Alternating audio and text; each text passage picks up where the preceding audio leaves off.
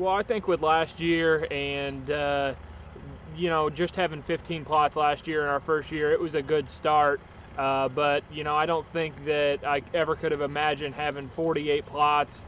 We came out and plotted in the first or in kind of mid to late March, and to get everything ready, and it's just really been unbelievable the amount of success that the gardeners have had, and just the amount of people who have been involved, from Union Hospital employees, UAP Clinic employees, Hamilton Center employees, and then people just that live here in the neighborhood. So it's been wonderful. I think it's awesome. I think that the gardeners' involvement in wanting it to grow and wanting, to just be involved in what's going on out here is great. You've got people who are donating produce to charities. They're donating it to their churches, and they're also being able to provide that for their families. And I just think that when we set out to do this here at Union Hospital, I think that's what we had in mind, to do a project that was going to be low cost and have a high return for the community.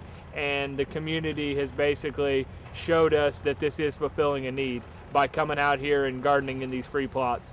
I think there's a lot of space here. I think if we continue to get the community to reach out to us and say that they want plots, I think we've got enough space here that we could see as many as 75 to 100 plots next year, given that's what the demand is saying that we need to do. I think we could possibly meet that. Really, you just got to have people that want to keep their plots, keep up on them, keep the weeds down, and grow anything that they would like to grow. There's a lot of people that grow a lot of different things.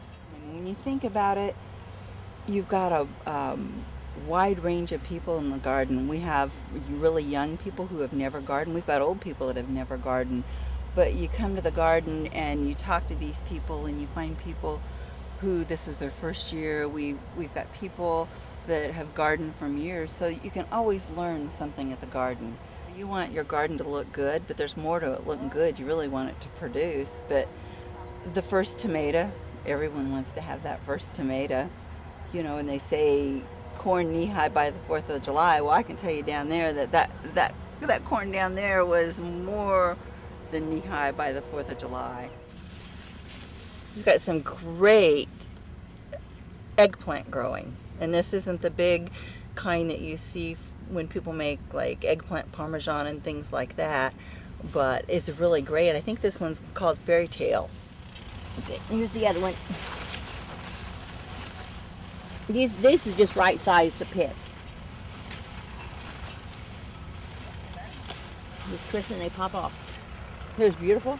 I've been gardening since I was old enough to walk out and garden, help my dad and mom. So I've been gardening about 60 years. So I was the first one on that Friday to put my garden out here. I put these. There's 2 yellow tomatoes here and 2 at the other end. And then I planted 2 rows of green beans on that first Friday in May.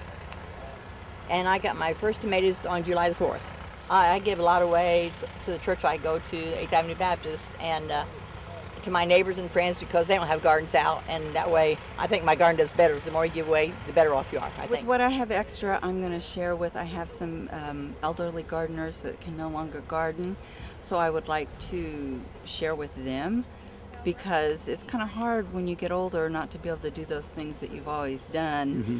And so they like to hear my stories about what's going on at the garden and what I'm planting, and how big things are, what kind of bugs I have, so they can tell me how to get rid of them. And so when you take them a handful of cherry tomatoes and a zucchini, they're just like really excited.